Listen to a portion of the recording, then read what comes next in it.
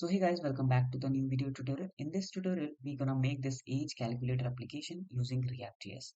So as you can see, we have an input box here where we can define our age values. Okay, suppose here in date of birth section, if I put 01 and 01 in the month value and 2000 in year value, and if I click on calculate age, so this will gives your age value. Okay, so this will give your age value in year.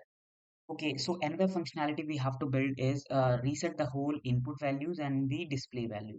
So suppose if I click on reset, so this will reset the whole input values and as well as your display value.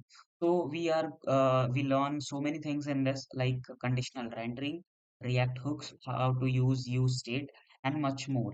Okay, so please like this video and please subscribe to our channel for more upcoming videos.